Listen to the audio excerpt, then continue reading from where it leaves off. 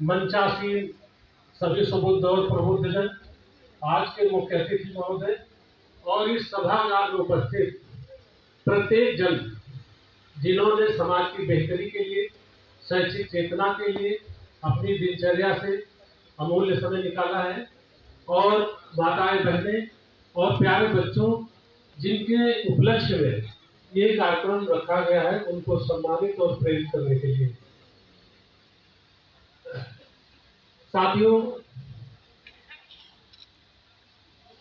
आजादी के समय सन 1951 की अगर आप जनगणना देखें तो भारत में शैक्षिक प्रतिशत लगभग 18.5% था, जिसमें महिलाएं लगभग 8.5% और पुरुष लगभग 22% थे। और आज लगभग 80% समाज जो है भारत का साक्षर है। तो ये जो गणतांत्रिक व्यवस्था हुई जिसने हम लोगों को पढ़ने का अवसर प्रदान किया है, लेकिन अपने समाज का विश्लेषण हमको ये करना पड़ेगा कि आजादी के समय लगभग सभी दलित जातियों का एक जैसा शैक्षिक स्तर था। और ऐसा कौन से कारण रहे कि हम अन्य समाज की तुलना में शैक्षिक रूप से उतना नहीं आगे बढ़ सके जितना हमारे साथ ही अन्य समाज। उदाहरण के लिए अगर आप जाटो समाज को ले लें, जिन्हें मैं सम्मान और प्यार से बड़े भाई कहता हूँ, तो आप देखें वहाँ IAS PCS सब रिटायर हो रहे हैं और उनके काम यहाँ बन नहीं पा रहे। तो हमें ये विश्लेषण करना होगा कि क्या हम शिक्षा के प्रति उतना सजग नहीं रहे, क्या हम परंपरागत पेशों में ही इन्वॉल्व रहे। तो जब तक हमारे अंदर संकल्प नहीं होगा, संकल्प तो लेना पड़ेगा। और मैं बधाई देता हूं सभी माँ बाप को जिनके बच्चे आज पुरस्कृत हो रहे हैं, जिन्होंने ये संकल्प लिया कि हम अपने बच्चों को पढ़ा करके आगे ले जाएंगे। आज हमारे सामने डॉक्टर साहब बैठे हैं। जिस जमाने में हाई स्कूल इंटर कर लिया जाए तो बहुत बड़ी बात मानी जाती थी। उस जमाने में अगर आपने MBBS किया तो कहीं ना कहीं बाबा साहब की बनाई व्यवस्था प्लस डॉक्टर साहब की मेहनत, और इसके ऊपर अगर माता पिता की वो सोच ना होती तो फिर कैसे यहाँ तक पहुँच पाते।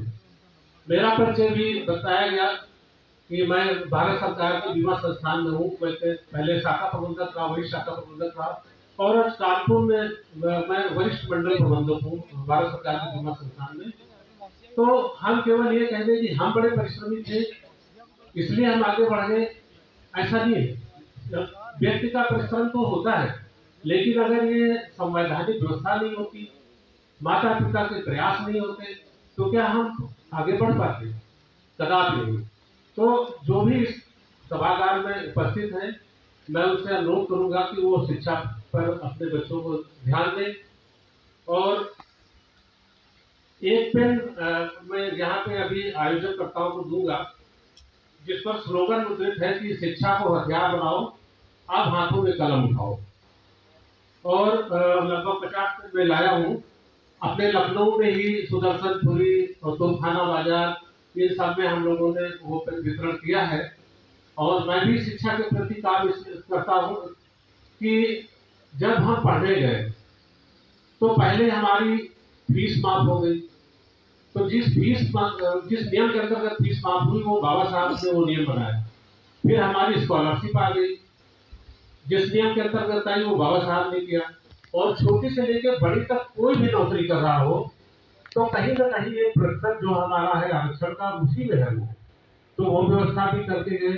तो ऐसे महापुरुष का जो सिद्धांत था पे बैक सोसाइटी, कि अगर आप समाज में कुछ बन जाते हैं तो समाज को कुछ लौटाइए।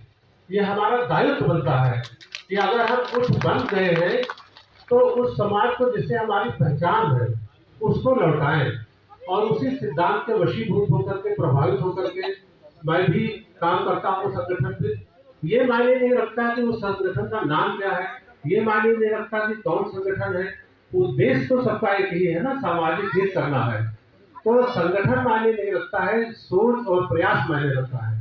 और मैं आज साधुवाद दूंगा सुदर्शन अम्बेडकर महासभा को कि जिन्होंने शैक्षिक चेतना के लिए ये प्रयत्न किया है। तो साथियों, अधिक समय ना लेकर के, क्योंकि संचालक महोदय ने संक्षिप्त में दिया है वक्तव्य का अवसर, तो मैं पहले तो धन्यवादी हूँ कि उन्होंने मुझे अवसर दिया है। और मैं अनुरोध करूंगा कि जो पेन मैं अपने साथ लाया हूँ वो उन बच्चों को जरूर वितरित करें। उसमें वो स्लोगन मुद्रित है, जब भी बच्चे देखेंगे तो उनमें वो एक चेतना का संचार करेगा, शैक्षिक भावना का संचार करेगा। और चूंकि आज मुख्यतः शिक्षा का कार्यक्रम है तो मैं शैक्षिक विषय पर ही अपनी बात को रखूंगा। अन्य जो समाज के कारण है, चाहे वो सामाजिक कुछ कुरीतियां हो, कुछ हमारा अन्य चीजों पर पैसे अपनी कमाई का हिस्सा अधिक खर्च करने की चीजें हो, जिसके कारण हम शिक्षा पर कम खर्च करते हैं। हमारी बच्चियां होती हैं तो हम उनके लिए प्लान करते हैं कि इतने साल हो गई तो इतना पैसा बचाएंगे, इतना आरडी खुलवाएंगे, तो हम शादी तक इतना बचा लेंगे। बहुत अच्छी बात है, लेकिन शिक्षा का भी प्लान करना पड़ेगा। विशेषकर बच्चियों की शिक्षा पर विशेष ध्यान देना पड़ेगा, क्योंकि अगर कोई उनके जीवन में विषम परिस्थिति होती है, चाहे पुरुष हो चाहे महिला हो, तो वही एक ऐसा धन है, चाहे वो ट्यूशन पढ़ा के जीविका कर ले, ऐसा धन है शिक्षा तो जिसको ना भाई बांट सकता है, ना चोर चुरा सकता है। बिना विद्या के आगे बढ़ना संभव नहीं है। आज जो समाज का हमारा अभी चेयरमैन साहब ने बहुत अच्छी बात कही, बहुत ही प्रभावित बात की थी कि अब 10-12 हजार की नौकरी में गुणवत्तापरक शिक्षा कैसे आदमी दे पाएगा। तो जो भी यहाँ जनप्रतिनिधि है, मैं उनसे निवेदन करूंगा कि जहाँ समाज ये संकल्प ले कि हम चाहे जो कर रहा हूँ, कोई भी परिश्रम से किया हुआ कोई भी कार्य छोटा नहीं होता, लेकिन लगातार एक ही कार्य में लगे रहना भी और आगे ना बढ़ने की सोचना भी वो गलत है। कोई काम गलत नहीं है, लेकिन उससे आगे ना बढ़ पाना, उससे आगे ना सोचना, मुझे लगता है वो उतना सही नहीं है। तो जो जनप्रतिनिधि मैं उसे निवेदन करूंगा कि फिलहाल जो भी समाज के लोग हैं अभी कार्यरत, वो कम से कम उनको जो परमानेंट कराएं, जो 10-12 हजार के लोग हमारे काम कर रहे हैं, कम से कम उनको परमानेंट कराएंगे तो वो अपने बच्चों को पढ़ाने लिखाने में सक्षम हो सकेंगे। नहीं तो 10-12 हजार की नौकरी में कैसे पढ़ाएंगे। बस इन्हीं अनुरोध के साथ मैं अपनी बात को ध्यान देता हूँ। धन्यवाद। आप सब देखते रहे जनता खबर। किसान नेत्री श्रीमती चौधरी किरण सिन्हा के जन्मदिन पर हार्दिक बधाई। 8 नवंबर 2025 को जनता दल इंतमार गुजराल एवं Indian national democratic Republican alliance Indira गठबंधन की राष्ट्रीय अध्यक्ष श्रीमती चौधरी किरण सिन्हा का जन्मदिन मनाया जा रहा है। आप सब देखते रहे जनता खबर।